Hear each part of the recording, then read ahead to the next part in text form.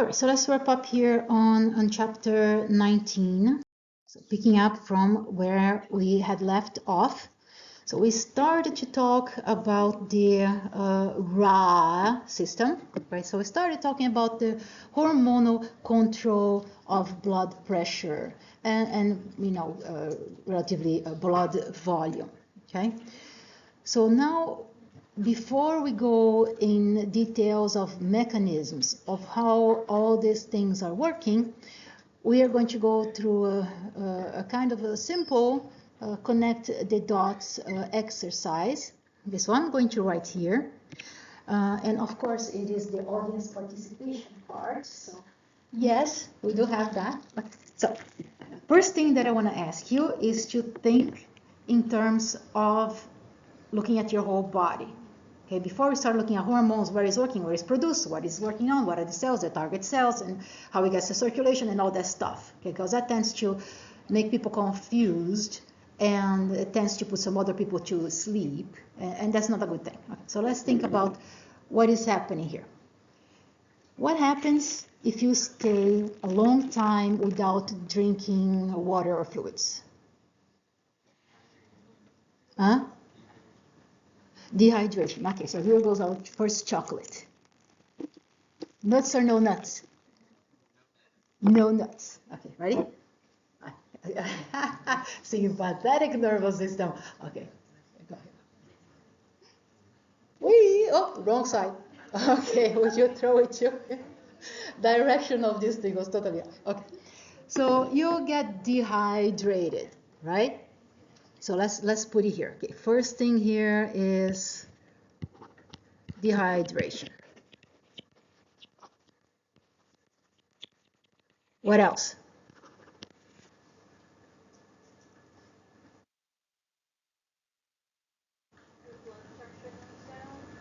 Yeah. Blood pressure goes down. Now, are you feeling these things? No. What do you feel? Oh, yeah. Nuts? No nuts. No, nobody likes nuts. Okay. You feel thirsty.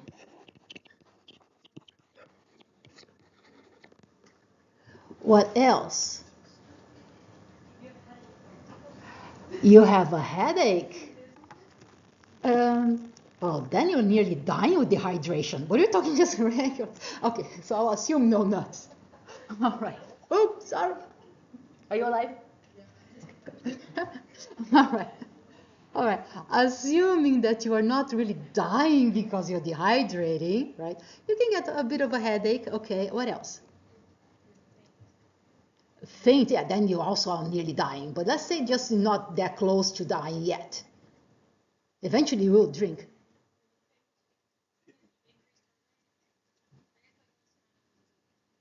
Yeah, that is also close to dying. I just want to say like normal things. Okay, so yeah. Tired, yeah, you can feel tired. Okay. What else? Yeah. You don't feel that. But that is good. That could happen. Your hematocrit level is going to go up. Nuts or no nuts? She's out. Yeah. Nuts? Me? Yeah. Oh, I already got one. You got one. Okay. So somebody who did not get a chocolate. How long what? How long we dehydrated? It's relative, relative. Yeah, yeah. Huh? By dehydration? No, you're thinking too much. But okay, you get a chocolate. Ready? Watch your heads. That was better than the inside shot. Okay. Really, have you ever gone to a very long rock concert? No. Huh? Yeah, and? Uh, okay, I'm gonna tell you what happens. You don't pee as much. Oh. Is it too hard to think about that? I should have asked what happens if you drink a lot of water. You feel like you have to go, right? If you don't drink a lot of water, you have, well, how do we translate? I'm not going to put it on P as much. What does that translate to? More like class-like, lecture-like language. Yes, less urine production or lower urine volume. Okay. So when you are dehydrated, your blood pressure goes down, but you don't feel that. You feel thirsty and you do not pee as much. That's the stuff you feel, right? Or you don't feel like, okay? But that's the things that you can actually, relate to. So now we're going to look at what happens in order for you to feel that way, okay? Because your body is going to tell you, you are thirsty, go drink. And your body is going to tell you, make sure, well, it doesn't have to tell you don't go pee because you're not going to feel like going pee anyway, right? So you know that you're going to be going for a long time without urinating. All right, so let's see what's happening here. When your body is controlling the blood pressure, right, you are going to start talking about those hormones. So this one here is the most important system that is going to control your volume of blood and your pressure, okay? And remember, we had looked briefly at sympathetic nervous system, right? So that's your epinephrine, norepinephrine, and that is going to increase your blood pressure, right? So stimulation of the sympathetic nervous system is increases blood pressure, and if you do not stimulate the sympathetic nervous system, then you have less of an increase in the blood pressure, but you always have that sympathetic tone, right? Your blood vessels are not going to relax totally, okay? So now we're going to also talk about that system that has to do with antidiuretic processes and diuretic processes, right? So basically, we are talking about this whole system that has to do with increasing blood pressure and volume. And then this other system here that has to do with the hormone that is going to lower your blood pressure. Okay. So now we're going to start looking at what is happening. This is when we get here to the renin-angiotensin system. Okay. So we are going to see that your kidneys are very important for feeling when something is wrong with your blood and for sending messages to your brain and to itself.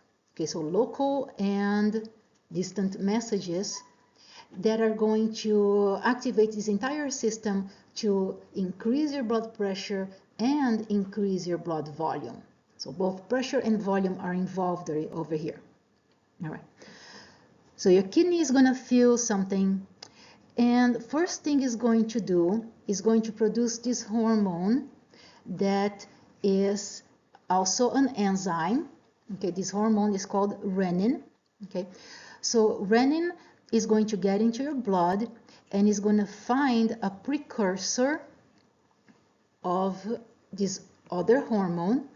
So the precursor of the hormone is called angiotensinogen.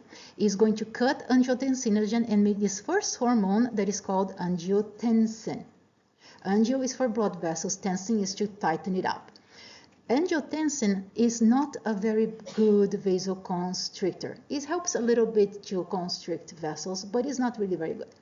Angiotensin stays in the circulation, it goes all the way to your lungs, and in your lungs, it gets converted by another enzyme into this potent vasoconstrictor. And that guy is called angiotensin II. That guy here is a very, very potent, not only vasoconstrictor, but he has other jobs too. Okay? Then other things are going to happen. You are going to get your kidneys that are going to retain sodium, and they're going to retain water, and also your kidneys are going to start secreting more potassium. Okay, so all of these things here are going to increase your blood pressure and your blood volume. Okay, so I know it's a lot of information here, so we're going to take step by step on what is happening. Okay, so one interesting thing here, when your kidney produces renin, and then renin gets angiotensin 1 from angiotensinogen, okay, angiotensin 1 goes to the lungs, and then there is this enzyme in the lungs that is called, what is this, ACE, but what is really the name of the enzyme? Angiotensin converting enzyme. That's the ACE. Okay, so it gets angiotensin 1, it makes angiotensin 2. This guy is not a very potent vasoconstrictor, but this one is definitely a potent vasoconstrictor. Now, when you have situations in which patients have chronic high blood pressure, is also called hypertension, right? The doctor may prescribe some drugs that are called ACE inhibitors. Have you heard of those? So those are drugs to maintain your blood pressure at a normal level, not too elevated. So the ACE inhibitors are going to go there and they're going to work in the lungs to inhibit this enzyme that is called ACE. That's the name of the drug, ACE inhibitor. If you inhibit this thing, so you're not going to convert angiotensin 1 into angiotensin 2. And this guy is not going to give you a lot of vasoconstriction. So this is one way that you can lower hypertension, lower the levels of the high blood pressure. Okay. All right, so let's take this step by step on what is happening here. First thing is your kidneys are going to know when your blood volume is low. Okay, so this goes hand in hand. Blood volume is low and hypotension. Okay, is also going to feel when you don't have a lot of sodium in the blood. Okay. Besides that, it is going to feel how much blood is getting filtered. Okay, because the job of the kidneys is to filter the blood. So if it feels that you don't have a lot of blood coming there to get filtered, it is also going to know that something is wrong. And when it feels those factors, that's when it is going to produce this hormone that is renin. Okay, so now let's see what is happening, taking step by step here. Okay, so looking at your kidneys, just superficially, because we have another other lectures that are going to deal with renal function. All right, so blood gets to the kidneys via this artery. So this is your renal artery. So when it gets in there, you're going to have smaller and smaller arteries. You're going to get to your arterioles, right? So you're going to get to arterioles that are getting in there. So this is like afferent arterioles getting in there. When the arteriole gets to this section that is going to be filtered, so this whole unit of filtration here is called a nephron. So when it gets to this little ball here, this whole thing is a glomerulus. So it gets there for the blood to be filtered, right? So here is where the action is going to start. Okay, so let's look here. When you look at the glomerulus, you have some cells that are very close to the glomerulus. So if they're very close to the glomerulus, those cells are called juxtaglomerular cells. So that's the name that says very close to the glomerulus. That's the name of the cell. Okay, so those cells, they are going to feel the pressure of the blood. So here is your juxtaglomerular cell. It has this sensor. So you see this guy sticking the finger out. That's the baroreceptor. Is sticking the finger out and is feeling the blood. Okay, and then it goes like the blood pressure is low. Okay, so it felt it.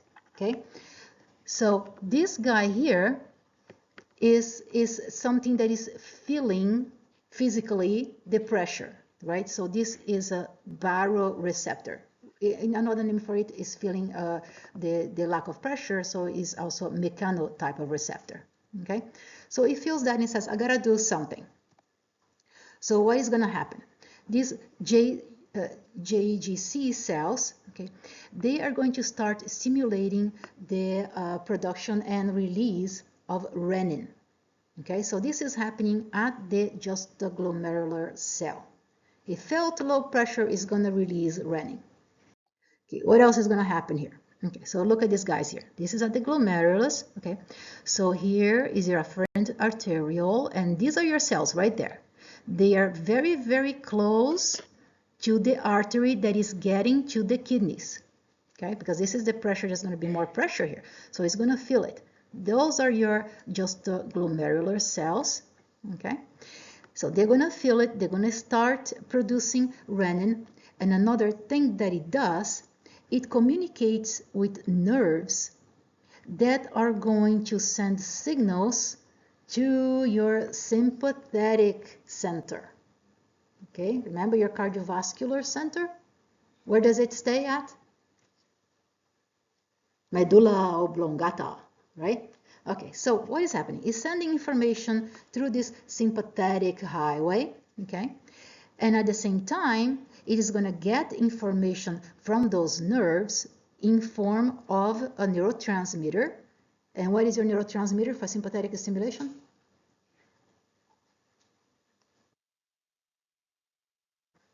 Norepinephrine is right there, okay? Norepinephrine is going to feel norepinephrine, and when it feels norepinephrine, it is going to release renin. Okay, so it's releasing renin by two ways now. It's feeling low blood pressure, is automatically releasing renin. It gets a further stimulus from sympathetic nervous system via norepinephrine, right? So how does that work here? Norepinephrine goes to the receptor of those cells, it binds to the receptor, and this is going to stimulate release of renin. Okay.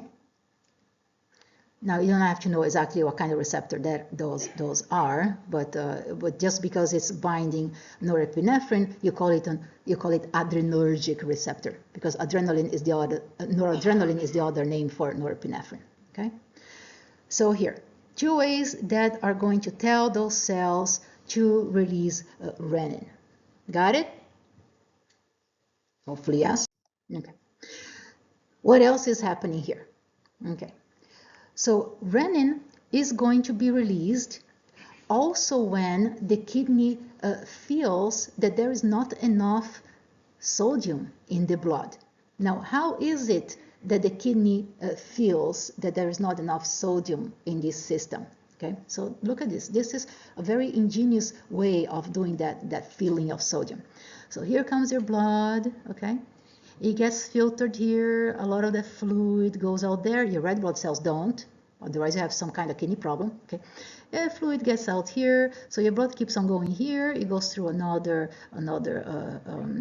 artery on this side here. Okay, and then you're gonna have the filtrate that comes out this way and goes through this nephron and then goes up here. And in this tubule here, that is coming after the filtrate did its thing, at the distal convoluted tubule, you're going to have some very cool cells that get in very close proximity to those just glomerular cells right there. You see how close they are over there? So those guys over here, they are at their distant tubule, they are going to feel if you have enough sodium in the fluid that got filtered. Okay, so these guys here, they are also chemoreceptors. Okay, and you see these guys over here, those are the chemoreceptors right there. So this area over here is called the macula densa. So those guys here are your macula densa cells, and they are the ones that are going to feel if you have enough sodium in the blood or not.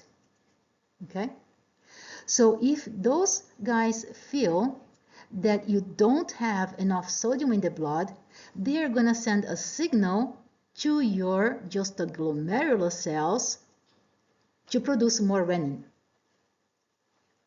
Okay? So all these signals here are telling those cells to produce more and more renin. So this is already the third signal that tells those cells to produce more renin. Okay? So, okay, so that's the idea over there. So now let's see more details how that is happening. Okay. So here you have those three signals, right? So first one, the juxtaglomerular cells noticed that the flow was low, the pressure was low. Then they got a signal from the central nervous system, so got sympathetic stimulation, and now they get a signal from the macular densa cells, okay, to produce more renin. So renin gets produced. It gets dumped in the blood, and that's when you're going to start converting enzymes. Okay, converting the precursor and then converting enzyme. So let's see here. Here is your renin. Renin guy is right here. It's going to look for the thing that it has to work on because renin is an enzyme. So it's going to look for the substrate. The substrate is the precursor angiotensinogen. So precursor is just sitting there. And how did it get there? How did you get the protein in your blood? What produced it? The liver, right there. Okay, liver produced angiotensinogen. Angiotensinogen is just minding its own business. It's not doing anything. It's just floating, going with the flow of the blood. When renin is there, renin is going to get angiotensinogen and chop a piece off of it. Okay, that little piece that it chopped off angiotensinogen, that little piece is the active part. You could think that maybe the big piece would be the one to have activity, but no. Only the little piece, the hair of this guy here, okay? Yeah, this is the hair, this is the hair. Okay, that little piece is going to be active. That is your angiotensin 1, okay, right here. This is your angiotensin 1. Angiotensin 1 is not doing much. A little bit of vasoconstriction, but it gets in the blood. It gets in the blood and it goes all the way through the blood. It goes to the lungs. In the lungs, you're going to have your endothelial cells of the lungs, right? They're going to come in contact with the blood because those are the blood vessel cells, right? So endothelial cells, right on the surface of those cells, they have this enzyme. It's sitting on the membrane. Okay, so this is the ACE. This guy is your angiotensin converting enzyme. So it sits there ready for action. As you can see, it has a chopping knife on its hand. So it's just waiting for the substrate to get there. If the substrate gets there, it's going to chop the thing down. Okay? So now what's going to happen? Angiotensin 1 gets there, the little piece, and the ACE is going to chop a piece of angiotensin 1 and is going to make this other piece that is called angiotensin 2. And this thing is a small little piece of peptide. Look at this. It's only 8 amino acids long. It's a small hormone peptide. Okay? Angiotensin 2, that is the guy that is quite powerful. Okay? So let's see what angiotensin 2 is going to do. It's going to do several things. Okay, so the first thing is that it's going to, of course, it still it goes through the blood. It's a hormone. It goes in the circulation. Okay, it goes to the kidneys, and in the kidneys, it is going to have antidiuretic effects. Because remember, the whole thing started because you had low blood pressure and low blood volume. Right? So when it gets to the kidneys, it's going to tell your kidneys to slow down with the filtration business because your body has to save water. Okay? Now, not only are you going to slow down the filtration, but let's really reabsorb all of the sodium they can possibly reabsorb out of the filtrate, because we know that where sodium goes, water will follow, right? So this is a strategy to reabsorb water, okay? So here, when angiotensin goes to the kidneys, it has that type of effect. And in the blood vessels, as it's going along, right, it has this other effect that is going to cause vasoconstriction. Okay, two important functions for angiotensin II. Okay, so here it was you're showing you a little picture here that in the kidneys, right, if you constrict your afferent arteriole, you are going to slow down filtration, right?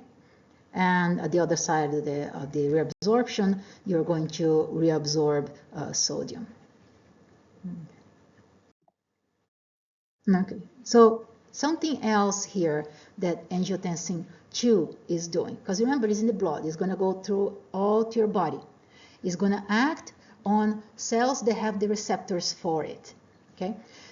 When it gets to your brain, it's going to get to this part of your brain that is called the hypothalamus. Okay, remember, hypothalamus is very important for metabolic control and also for temperature, right? Temperature control for the body. So it hits the hypothalamus, and first thing it's going to do is going to make you thirsty. So this is how you get thirsty. Okay, so next time you're thirsty, what you're going to think? That's angiotensin II that is stimulating my hypothalamus. Obviously. Right? Okay, so you feel thirsty, and this is why. Second thing it's going to do is going to cause the hypothalamus to produce this other hormone that is called ADH. ADH stands for antidiuretic hormone. Okay, it's going to make you pee less. Okay, two things happening here in the hypothalamus. Okay, so let me see if I have more picture here. All right. So now ADH gets into your blood circulation.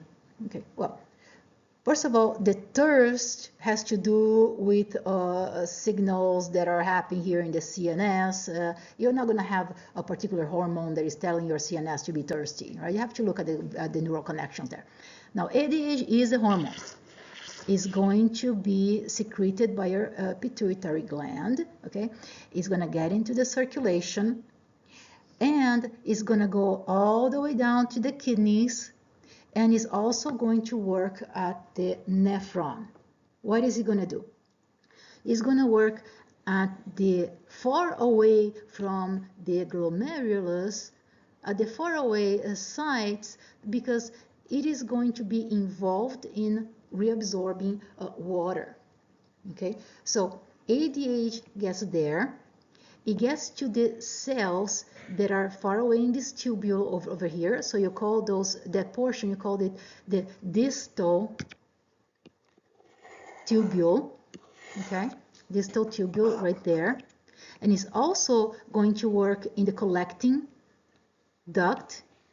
Okay, right here. So this is the collecting duct right here. It's going to work on those cells, and is going to allow it to reabsorb water. Okay, so basically you're going to have the cellular part is going to get more, open up the water channels, those are the aquaporins, and is going to allow more water reabsorption. So that means you're going to produce less urine. And this is why you don't feel like going to the bathroom. You don't feel like peeing much when you're dehydrated, right? So this is the next thing that you should think about when you don't feel like going to the bathroom too much. So you should think like, oh, maybe ADH is working at my distal convoluted tubule and collecting ducts, right? That's the physiology part of what your body is telling you. Okay. All right, so let's see what else happens. So that was the kidney thing.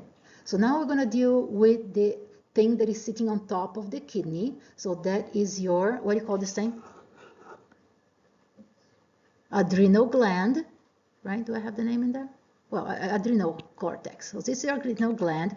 Adrenal gland has two portions. You have the cortex. Remember, cortex is always close to the outside of the organ. And you have the medulla, close to the inside. So now your angiotensin II hits the adrenal cortex, okay? And at the adrenal cortex, it is going to cause the production of another hormone. Okay, now is when you're going to produce aldosterone. Okay, so up to now we have seen the angiotensin part, but now we're going to get to the aldosterone part. Okay, adrenal cortex. So here we go. This piece here of the adrenal cortex, I don't care if you remember, this thing is called the zona glomerulosa, but the cortex is going to produce your aldosterone. Aldosterone is a corticosteroid or mineralocorticoid. It's about the same thing. Corticosteroid is a cortisone-based type of hormone, cholesterol-based hormone. Okay, what is going to do? Okay, so let's see now what aldosterone is doing. Okay, aldosterone is involved in not immediate control of blood pressure, but it's involved in a bit of a delayed and longer term type of control of that pressure. Okay, so this is a hormone that, being a cholesterol-based corticosteroid hormone, it is going to pass through the membranes readily. Okay, it doesn't need a channel or transporter to go through the membrane. So this is it's a small hydrophobic lipid-like particle. Okay, so it goes right through the membrane. It binds to the receptor that is inside of the cell. And with the receptor, it goes to the nucleus of the cell. And in the nucleus, this thing is going to work like a transcription factor. And it's going to tell the genes to upregulate certain genes, like what? It is going to upregulate these sodium channels that are called epithelial sodium channels. Okay, so they're going to be right here. Okay, sodium channels that are present close to the lumen or to the opening area that you're going to produce urine. Okay, so upregulate sodium channels in order to reabsorb sodium from the filtrate, from what is going to be the urine. Okay, so you're going to be able to absorb the sodium because aldosterone worked on those cells and upregulated the channel. Okay, so here is how your sodium gets reabsorbed. It is also going to upregulate channels for potassium on that side of the cell.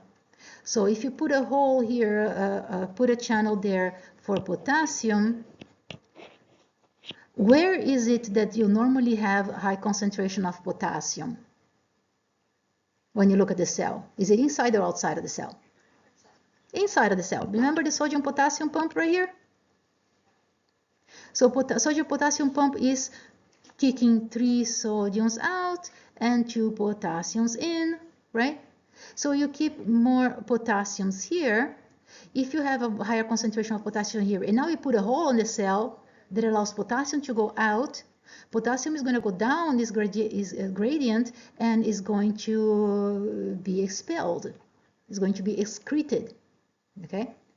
So now we see that aldosterone is allowing for reabsorption of sodium, is allowing for excretion of potassium, and is going to do something else. It's going to put more sodium-potassium pumps at the other side, okay, in contact with the blood here. So now what you're going to do, you're going to push sodium into the blood. Where is it that the sodium came from? From the other side. You're going to pee it out, and you're not peeing it out anymore. It's going to get inside the cell, and now you're going to push it further into the blood. So the idea here is where sodium goes, the water will follow. So that enhances your water reabsorption. And remember, water goes through those little channels. They're called aquaporins. Okay? So 3 things here that your aldosterone is doing, okay? Increasing your sodium channels, it is increasing your potassium channels, and that you have to think where the sodium is, where potassium is, and what the direction they're going, right? And it is increasing here your sodium potassium ATPase, okay? What is it you get out of this?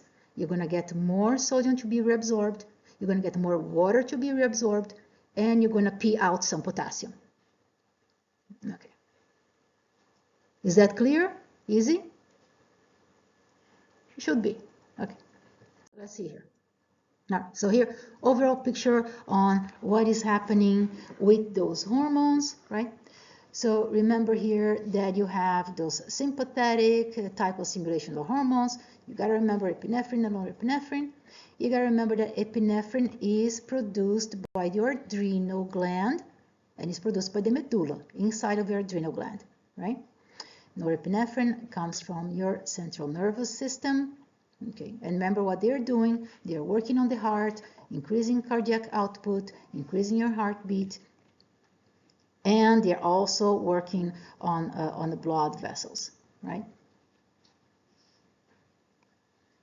And also, as you see, on your just the glomerular cells, another work for epinephrine, right? All right, so this is interesting here because what kind of work is epinephrine and also norepinephrine, what kind of work does it do in the blood vessels? So what is it doing? Yeah.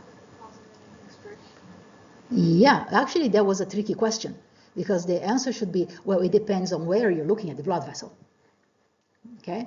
Because some blood vessels are going to constrict, other blood vessels are going to dilate. It is all going to depend on the type of receptor for epinephrine that the cell has, okay? Because you think of now, let's step back again before you start memorizing. Some constrict, some dilate. Like what the hell? You know? Before you start going nervous about this, let's go back to the situation of when is it that you get a sympathetic type of stimulation, right? It could be that you are nervous about something, right? Let's say, we got to put a picture of you running from a predator, right? What happens to your body? First thing that you can notice when somebody is nervous, heart rate goes up, right? What happened to the face, to the expression of the person?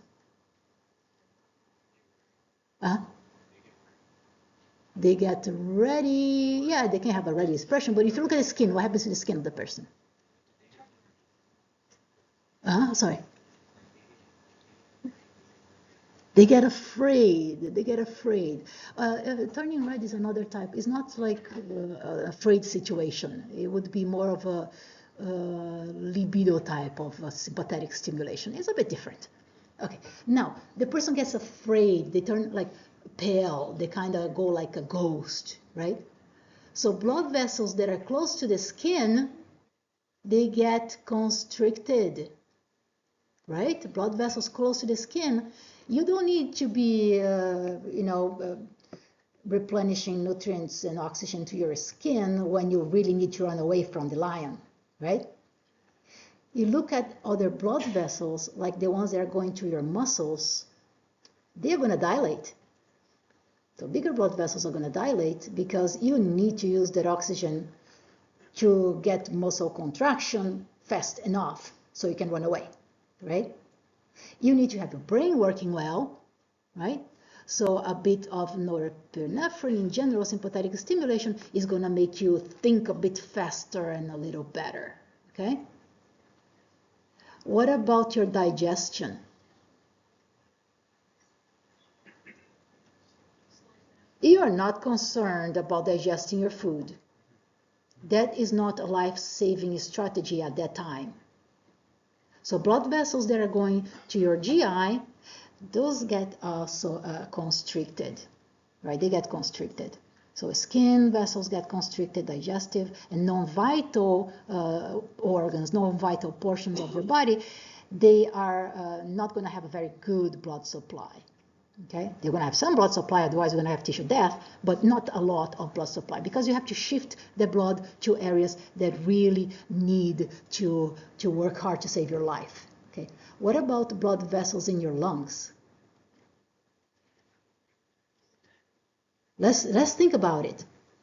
What happens when you're afraid about something? What happens to your heart rate? It goes up. That means you have to oxygenate more blood, because more blood is going to get to your lungs at a faster rate. How is it that you are going to oxygenate more blood? You got to breathe harder. You got to breathe at a faster rate, right? So for you to be breathing at a faster rate with more blood getting there, your blood vessels at your lungs, they are going to dilate. Otherwise, you don't have enough, enough blood to get oxygenated. You don't have enough exposure of the surface area for oxygenation of the blood, right? So epinephrine at your lungs is going to cause blood vessel dilation and better oxygenation, okay?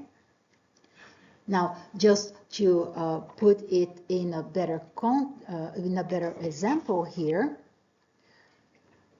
let's see now that you have a case, okay, the person survived, you run away from the lion, and everything is cool, right? But this person that just saved their lives, running away from the lion, they get close to a place where there is a lot of pollen, and they're breathing really hard, and it happens that the person is asthmatic. Okay, so now the person is breathing so hard, and there's a lot of pollen in the air, and the person breathes in all this pollen, and now they start having this very severe allergic reaction to pollen, right? Hypersensitivity reaction that is going to constrict the blood vessels. And what happens to the person? How is the person feeling? They can't breathe. Have you seen a person with an asthma attack? It's horrible. They start breathing, trying to pull in the air. They can't breathe because all those blood vessels are constricting because of the allergic reaction. In case you have a patient that has these types of severe allergic reactions, what is it that the patient is carrying with them all the time? Oh, no wonder. They carry an EpiPen. They carry epinephrine pen right in the bag.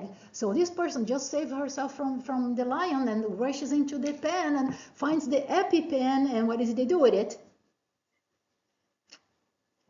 They take somewhere, they stab themselves with that needle. That doesn't sound too good, but yeah, they gotta get a good dosage of epinephrine, because that's gonna do what to the blood vessels in the lungs? It's gonna dilate the blood vessels, and that's gonna save the person's life.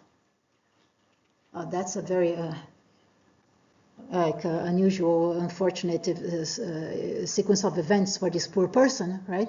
But let's say the person survived, because epinephrine was very good vasodilator at the level of the lungs, right? And vasoconstrictor at the level of the skin. You shift the blood, so you get the picture, right? Unfortunately, not all the time epinephrine works in case of severe asthma attacks, unfortunately. Okay. All right, so everybody's cool with this? Yes? All right. Okay, so here also we talked about antidiuretic hormone. Which one is the organ producing antidiuretic hormone? Is your brain, is in the hypothalamus. Antidiuretic hormone is also known as vasopressin, okay? So your hypothalamus produces it, your pituitary gland delivers it, okay? And this is when you are dehydrated, okay? So antidiuretic hormone is going to allow reabsorption of water in the kidneys, and the hormone itself is in the name, is going to cause vasoconstriction, okay? So antidiuretic hormone not only is allowing more water reabsorption, but is also going to cause vasoconstriction. Okay, it's similar to angiotensin II. Okay, so two very potent vasoconstrictors here. Okay. And then also we talked about aldosterone and where it's produced and what kind of mechanistic effect it's having on the cells. And here is just a summary for you to study. Okay. And we had last time talked about the only hormone that causes lowering of blood pressure. Remember that one is produced by the atria in the heart. All right. So it's going to do vasodilation, right? Your natriuretic peptide. But besides that, this hormone is also going to go to the kidneys. It's going to work on the kidneys. Okay. In the kidneys, look what it's going to do. It's going to increase sodium secretion in the kidneys. Remember that distal convoluted tubule, the distal tubule after the convoluted part, right? And also the collecting duct. We had this other hormone, aldosterone, that was causing a reabsorption of salt. In this case here, you have this hormone that is going to lower your blood pressure, so you want to make sure the sodium gets excreted because you have too much volume in the blood to begin with. And here, basically, where the sodium goes, the water will follow, and that is going to increase your urine production. Okay, so it's going to, with that, lower your total blood volume. Okay, finally, a question for you. Okay. So here, as soon as it opens, here we go. All right. When blood volume and blood pressure is increased, which of the following hormones would you expect to increase in order to counteract that imbalance?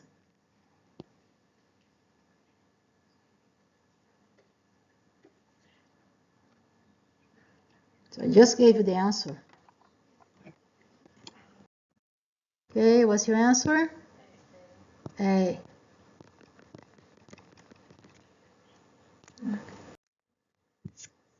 right, so here's a table from your book giving also a little summary of all these hormones.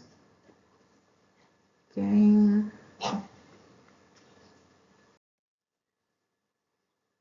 All right, don't get this part here for auto-regulation, right? More details here on the auto-regulation. So this is really local control and fine adjustment of blood pressure, right? So now we're going to look at what is happening with arterioles of certain organs, right?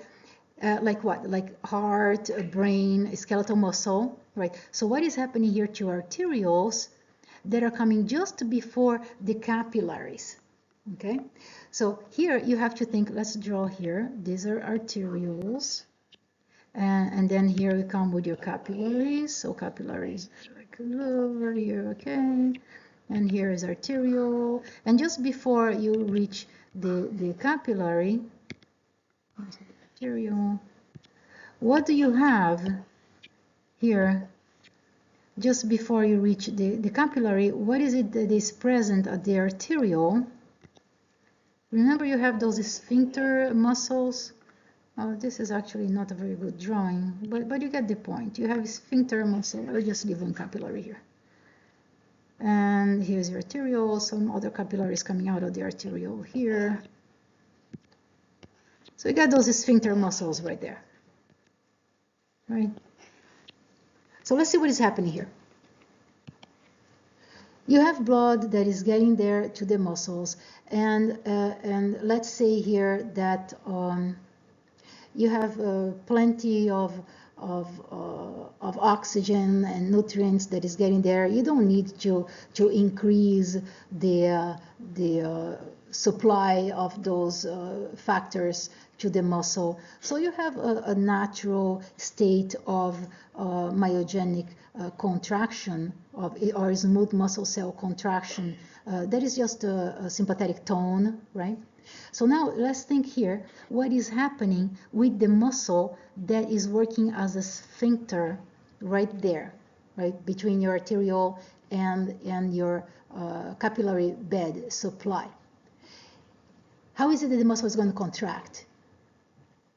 What is it that the muscle needs to contract? Thinking about muscle physiology. You're thinking about the blood vessel. You remember muscle contraction? Did you take muscle contraction before? Does it ring a bell? What do you need for the muscle to contract? Actin and myosin. Remember the sarcomere type of situation? You have actin and myosin, thick filament, thin filament, they slide on each other when you have what present? Calcium and ATP, right? ATP. Hydrolyze ATP, you have this cycle, and then you have, muscle contraction, and then you put the calcium out, you have muscle relaxation. You know what I'm talking about? Yes, yes. So this is smooth muscle, also works with sliding filaments that need ATP. So when you have plenty of oxygen, you can produce a lot of ATP, right? When you don't have a lot of oxygen, you don't have a good production of ATP. And if your muscle had worked for quite some time, you're going to have byproducts of metabolism like adenosine, right? You're going to have increased blood concentration level of hydrogen, right? So you're going to have more acidity, lower pH, right? So what's going to happen here is that if your smooth muscle does not have a lot of ATP or oxygen to allow for contraction, what is going to happen to that muscle?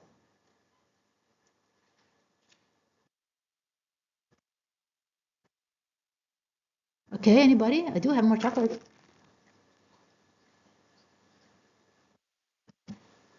It's a simple question. Let's see, everybody's awake. It's not going to contract. Exactly. Got here nuts. I don't have any more no nuts. Yay. Okay. We're not going to take anybody out anyway. So it's not going to contract. If the muscle is not contracting, what is it doing? It's relaxing.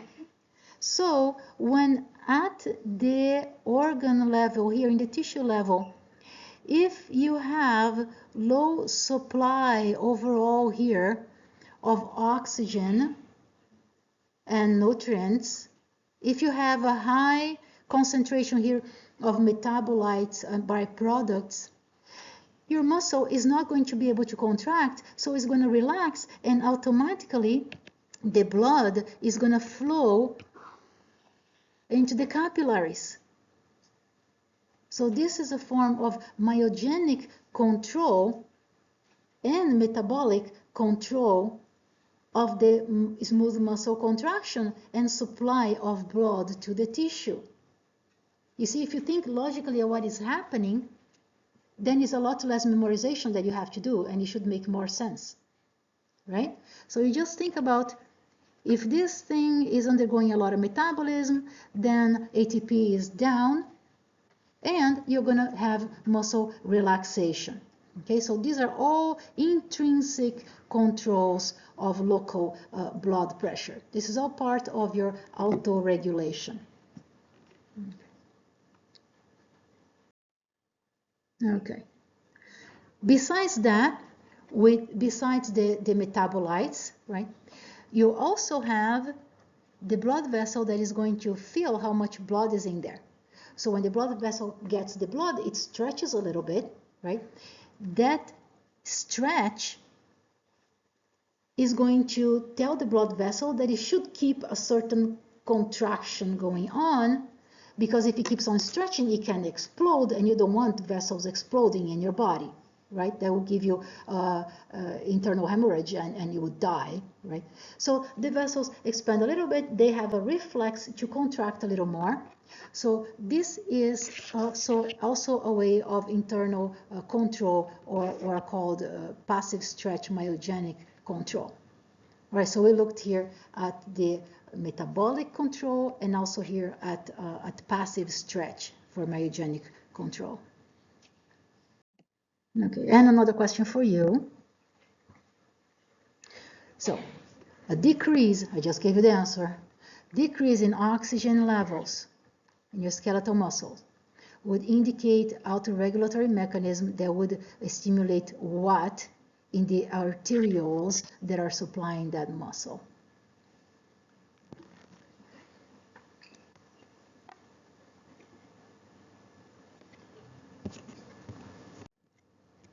So here is your vasodilation. Okay.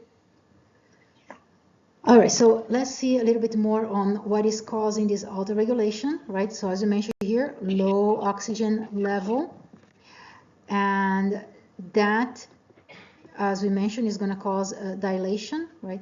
Also, if you have increased acid or acidosis in the blood, you're also going to have vasodilation, okay? Now, this is happening in the systemic circulation, okay? Systemic blood vessels. That is different than what happens at your lungs, okay? In your lungs, you're going to have a different type of situation here. So let's see what happens here in the lungs, okay? So let's see here. When you are in the lungs, what is the job of your lungs? What is it supposed to do?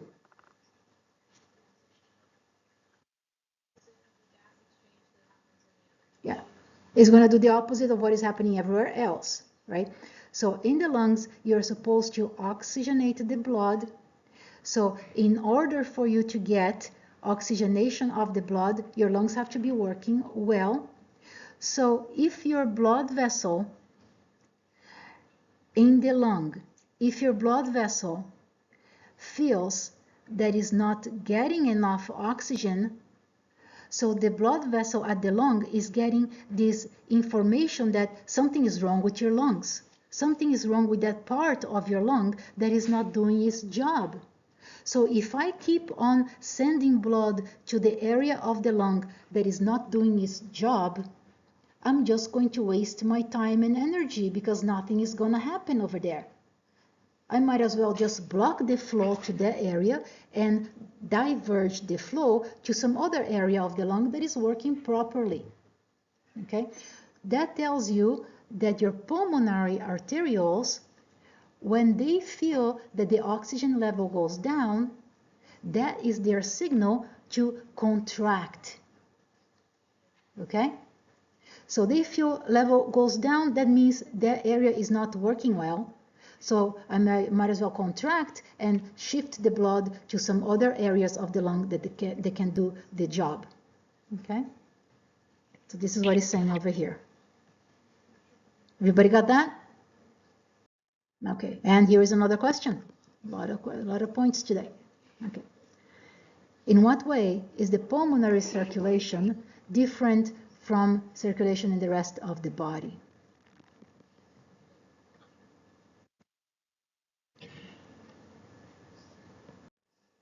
Yeah, your answer is C. Okay, opposing to other tissues, if you have low level of oxygen in the lungs, you're going to have vasoconstriction because the stuff is not working there. Okay.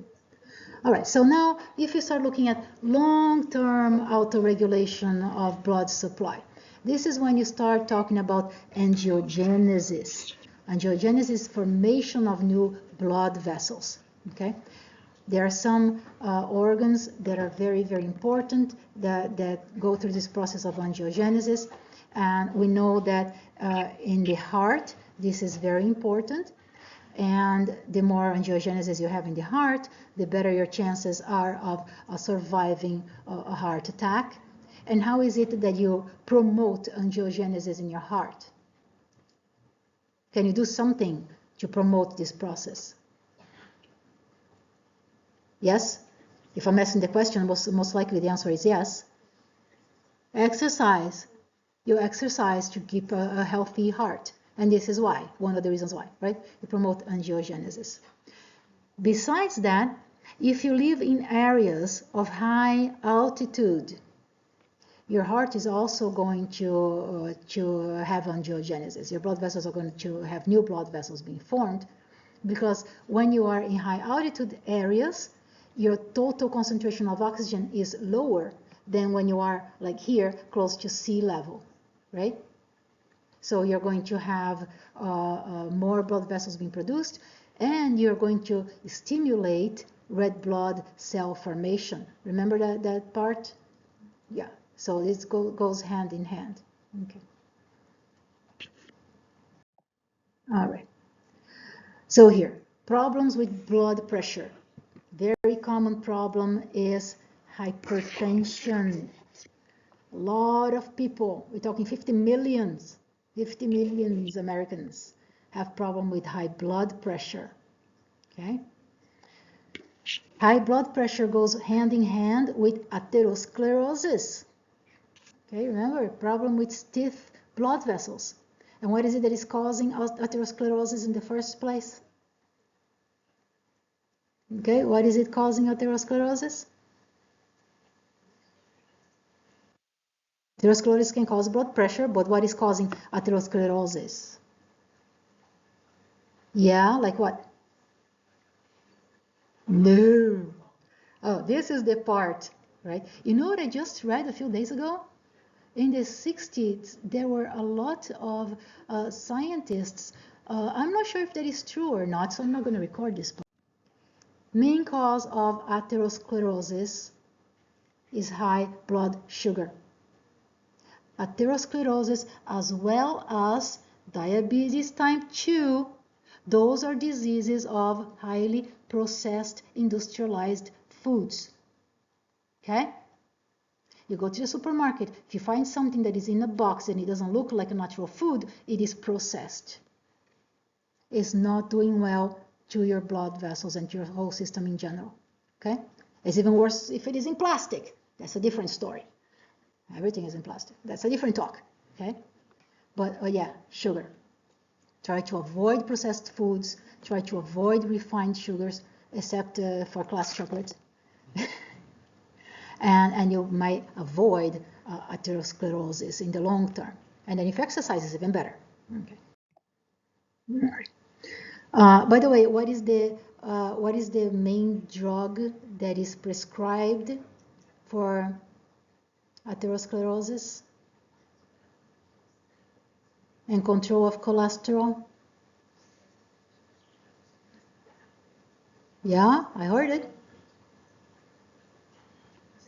Statins. That is, in my opinion, again, I'm not going to record this. If you are prescribed a statin, you really have to talk to your doctor about this and ask what is the evidence that supports the prescription, right? Other than something else like change your diet, for example, okay?